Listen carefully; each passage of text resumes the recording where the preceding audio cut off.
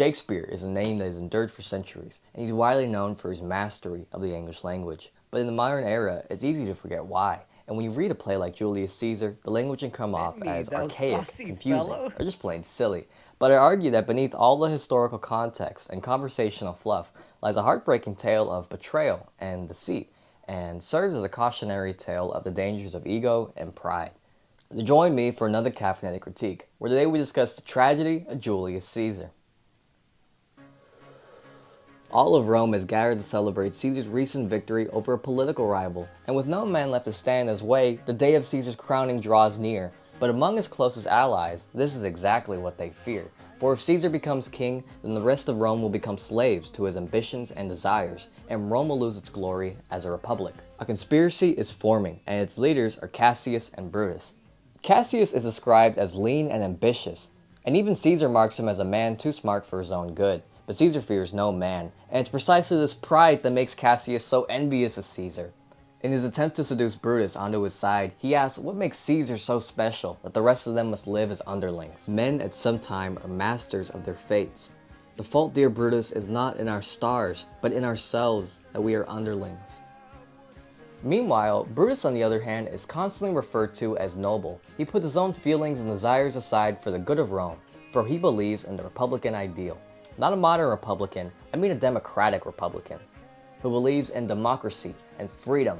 And long ago, Brutus's ancestors actually drove out the last king of Rome, establishing the republic they all live in today. So he feels that it's his civic duty and destiny to kill Caesar, despite all the love he has for him, for the good of Rome. Is Caesar Brutus's father? When reading the play, you might get the feeling that Brutus and Caesar share something of a parental bond. And it's interesting to note that historically, Brutus actually allied with Caesar's enemy, but when he was taken captive, was actually spared by Caesar. This fact is omitted from the play, and possibly it's because we would view Brutus negatively, as he bites the hand that feeds him. However, Caesar could have just spared Brutus out of an obligation to his mother, whom Caesar had slept with around the time of Brutus's conception. But Caesar would have been 15 at the time, which isn't that bad, but makes it more likely that he's more of a symbolic father to Brutus, which makes the betrayal cut that much deeper. Together with 60 other men, they carry out their plan to assassinate Caesar on the 15th of March. First theory acts have been building to this moment. Caesar has ignored multiple warnings about this day, and he believes he's about to be crowned the king. He is stabbed 23 times. It is a powerful moment when these men who speak so poetically must let their hands do the talking for them. And you can hear the defeat in Caesar's heart as he utters his final words. You too, Brutus? Brutus and Cassius believe they can win over the public and justify why Caesar had to die. But Brutus allows Caesar's best friend to speak at the funeral, and he tells everybody how Caesar had a heart for Rome, and all he got was a knife in his back. The conspirators flee, and Cassius kills himself when he believes that victory is lost. But Brutus kills himself because he would rather die free than live as a prisoner. The play ends with Rome in tyranny, and Brutus is praised as the noblest Roman of all. So why do I love this ending? Why do I love this play? Well, as I've said before, I'm a big fan of dialogue, but I'm an even bigger fan of ideological conflict, and you get a lot of that in this play. There are debates about the morality of the murder and what it stands for, and I feel like it's justified pretty well. I mean, Rome itself cannot be great if its greatness is defined by a man, for men are fallible and easily deceived by themselves or others. I love that Shakespeare remains objective over the events of the play, allowing his characters to voice their own opinions and allowing us to decide whether or not we agree with them. I mean, I don't know if it was right to kill Caesar. It's easy to look at the aftermath and assign blame, and many of the conspirators were driven by hatred and envy, but not Brutus, right? Brutus had noble intentions, right? There's a tide in the affairs of men, which taken at the flood leads on to fortune. Admitted, the voyage in their life is bound in shallows and miseries. On such a full sea, we are now afloat, and we must take the current when it serves, or lose our ventures. I think there's a few questions we should ask ourselves before coming to any conclusions. For one, is Brutus really noble? He's the most, if not one of the most, moral characters in the play, for he's driven by the general good of Rome. Or so he would like to believe, for I believe it's Brutus's nobility that becomes his undoing.